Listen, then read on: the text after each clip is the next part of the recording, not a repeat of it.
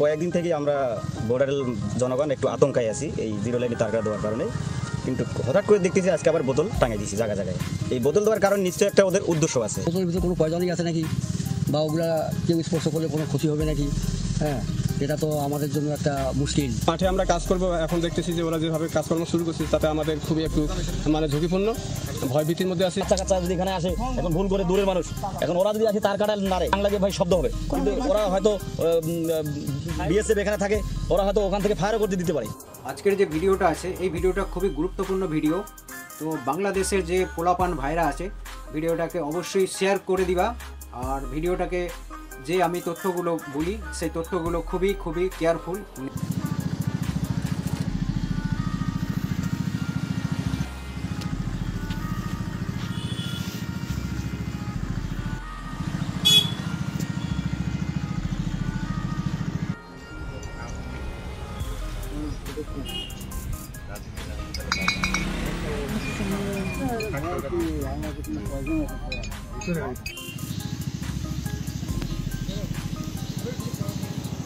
কয়েকদিন থেকে আমরা বর্ডারের জনগণ একটু আতঙ্কায় আছি এই জিরো লাইনে তার কাটা দেওয়ার কারণে।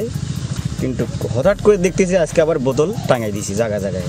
এই বোতল দেওয়ার কারণ নিশ্চয়ই একটা ওদের উদ্দেশ্য আছে। বোতলের ভিতরে কোনো পয়জনই আছে নাকি, বা ওগুলা কেউ স্পর্শ করলে কোনো ক্ষতি হবে নাকি? হ্যাঁ, এটা তো আমাদের জন্য একটা মুশকিল। মাঠে আমরা কাজ করব, এখন দেখতেছি যে ওরা যেভাবে কাজকর্ম শুরু করছে তাতে আমাদের খুবই একটু ঝুঁকিপূর্ণ, ভয় ভীতির মধ্যে আছে। কাচ্চা যদি এখানে আসে, এখন ভুল করে দূরের মানুষ, এখন ওরা যদি আসে তার কাটা নাড়ে লাগে ভাই শব্দ হবে। কিন্তু ওরা হয়তো বিএসএফ এখানে থাকে, ওরা হয়তো ওখান থেকে ফায়ারও করতে দিতে পারে।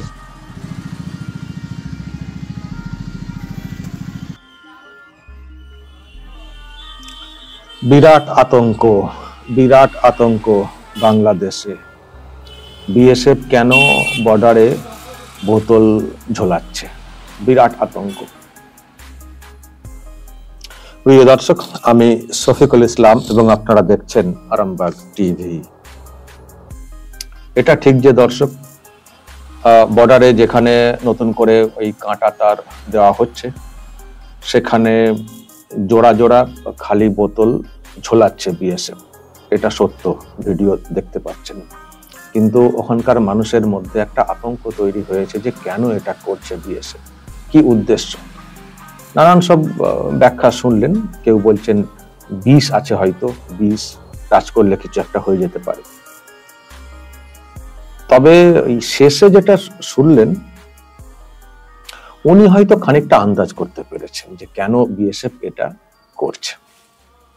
এটা দর্শক আমিও যেটা আর কি শুনলাম, খোঁজ আমিও নিয়েছি আর কি, যে কি ব্যাপার, বোতল কেন টাঙাচ্ছে বিএসএফ।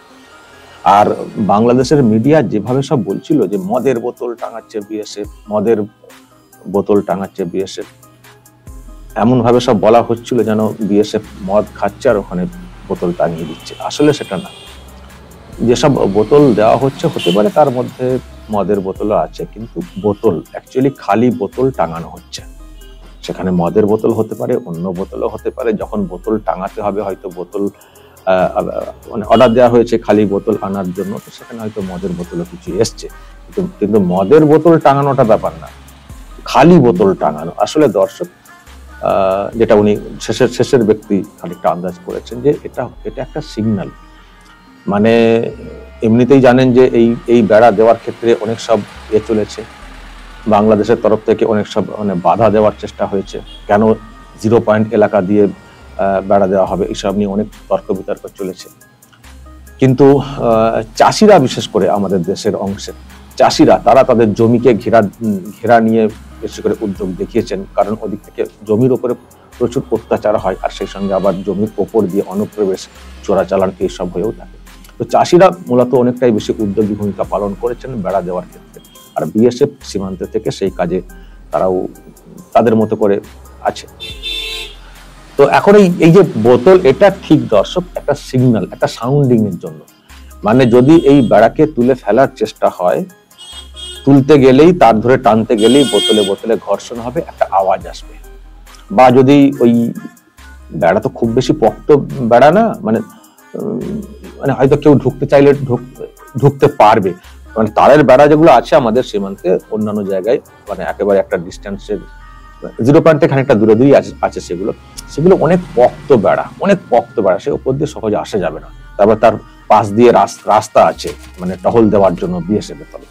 কিন্তু এখানে তো এটা তো মাঝ মাঠে 0 পয়েন্টের কাছাকাছি বেড়া, এবং এই বেড়া তো খুব শক্তপোক্ত না, এটা পার্মানেন্টও না আমার যেটা ধারণা। এবার বেড়া দিলে যেটা হয়, পার্মানেন্ট বেড়া দিলে তার পাশ দিয়ে রাস্তা থাকে, টহল দিতে পারে বিএসএফ, এখানে সেই সুযোগও নেই। তো এটা যেটা দর্শক যেটা জানতে পারছি যে এটা হচ্ছে দূর থেকে মনিটরিং সিস্টেমটাকে যাতে আর কি ঠিক করে রাখা যায়, স্ট্রং করা যায়, সেই জন্য মানে যখনই কেউ ঢোকার চেষ্টা করবে বা কিছু একটা ভাঙাভাঙি করার চেষ্টা করবে, বোতলে একটা আওয়াজ আসতে পারে। তো সেটার জন্য আওয়াজ আসতে পারে, তো সেখানে সেই আওয়াজ ধরুন দূর থেকে যারা দায়িত্বে থাকবেন বিএসএফ তারা শুনতে পাবেন, শুনে তারাও তাদের মতো করে ব্যবস্থা নিতে পারবেন। কিন্তু এলাকার মানুষ বলছেন, মানে বাংলাদেশের মানুষ বলছেন, যদি আবার বাচ্চারা কেউ আওয়াজ করে দেয় তাহলে তো গুলি করে দেবে বিএসএফ। সেটা অতটা না, আমার মনে হয় না ততটা বিএসএফ মানে ওই রকম উল্টোপাল্টা গুলি চালায় বলে। বিএসএফ অনেক সহ্য করে বলেই তো অনেক ক্ষেত্রে আপনারা অনেক বেঁচে যান। যেমন ত্রিপুরাতে বর্ডারে যেটা হয়েছিল, বিএসএফ এর উপরে অনেক কাটারি কাস্তে নিয়ে যেভাবে তাড়া করেছিল, মানে যেভাবে মানে গিয়েছিল মানে বাংলাদেশের লোকেরা, সেই সময় তো মানে তার অনেক আগে থেকেই বিএসএফ চাইলে গুলি করতে পারত। বিএসএফ সহজে গুলি চালায় না, ফলে এই যে ওনারা ভয় পাচ্ছেন তাহলে মনে হচ্ছে বিএসএফ গুলি করে দেবে, বাচ্চারা কেউ আওয়াজ পেলে বিএসএফ গুলি করে দেবে, গুলি সহজে করবে না।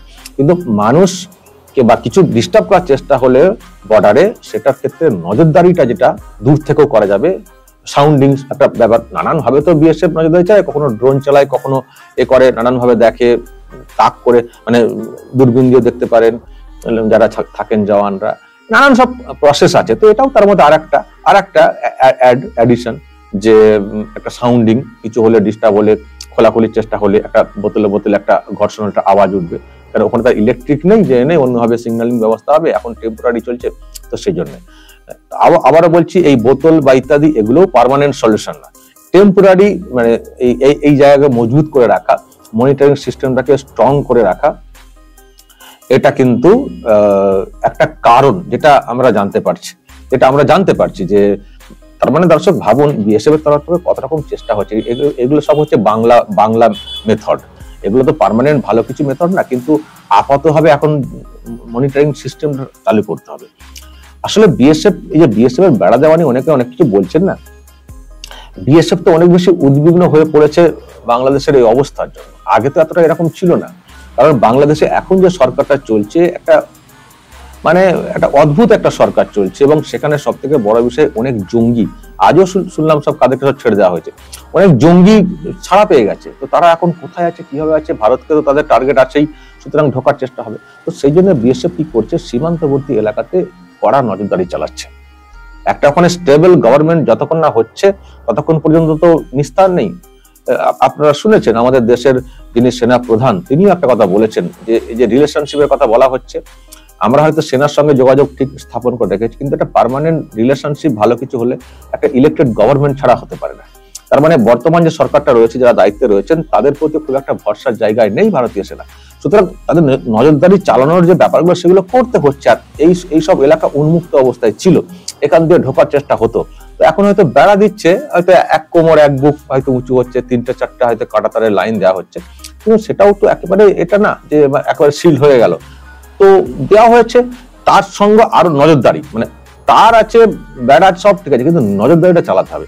তো নজরদারি সবসময় তো তাকিয়ে থাকা যায় না, কি আসছে সবসময় তাকিয়ে নিশ্চয়ই থাকছেন কোনো না কোনো অংশের লোকজনেরা, মানে বিএসএফ এর, কিন্তু তার সঙ্গে আরো যদি নতুন কোনো বাংলা মেথড যেখান থেকে আমরা সংকেত পাবো, ইঙ্গিত পাবো, তো সেটা মন্দ কি হতে পারে। সেটা একটা এটা একটা খুব ছোট্ট একটা প্রসেস, এবং নিশ্চয়ই আবার এটাও হতে পারে আস্তে আস্তে বোতলগুলো খুলে দেওয়ার চেষ্টা হতে পারে কোনো আওয়াজ না করে ওই প্রান্ত থেকে।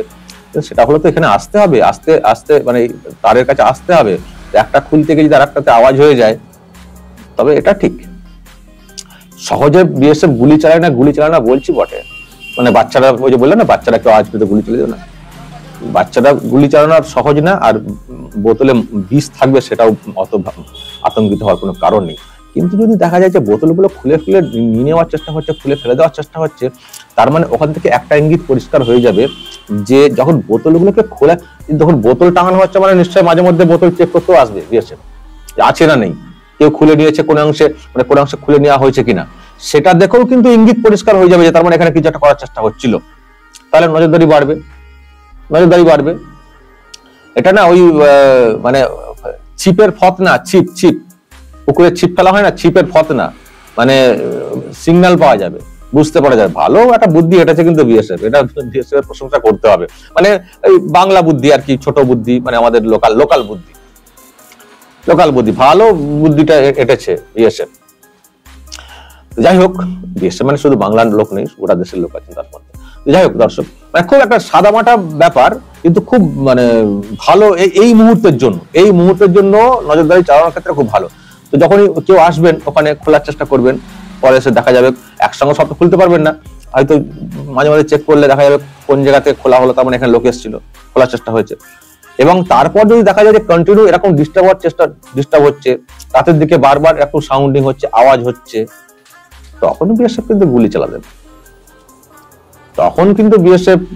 গুলি চালালেও চালাতে পারে। যদি দেখা যায় যে তুমি ঢোকার চেষ্টা করছো, বারবার ঢোকার চেষ্টা করছো, ভাঙার চেষ্টা করছো, সেটা বুঝতে পারছি, সতর্ক করেছি, বুঝিয়ে দিয়েছি যে এইসব করলে সাউন্ড আসবে, আমরা নজর রাখছি, তারপরেও তুমি ঢোকার চেষ্টা করছো, তখন কিন্তু বিএসএফ গুলি চালালেও চালাতে পারে। সুতরাং গুলি যদি না খেতে হয় তাহলে আপনারাও সাবধান থাকবেন। এই যে বর্ডার যেটা দেওয়া হয়েছে, এটা তার আপনাদের দেশের অন্তরে দেওয়া হয়নি, 0 পয়েন্টের এদিকে তো রয়েছে, ভারতের দিকে। আপনারাও সাবধান হয়ে থাকবেন, এদিকে ঝনঝন না করে, আওয়াজটা না করে, বোতলে ঘর্ষণ লেগে সাবধানে চলাফেরা করবেন, বেশি আওয়াজ করবেন না, বেশি এদিকে ঢোকার চেষ্টা করবেন না। ঢুকলেই ফতনা ডুববে আর ছিপ খেচে দেবে বিএসএফ, সাবধান থাকবেন। তো যাই হোক দর্শক, এই হচ্ছে বিএসএফ এর নয়া একটা কারিগরি দেখানোর চেষ্টা করেছে, যেটাকে নিয়ে বাংলাদেশ এখন ভীষণ আতঙ্কে ভুগছে। দর্শক বলবেন যা বলার কমেন্ট বক্সে, নজর রাখবেন আরামবাগ টিভি।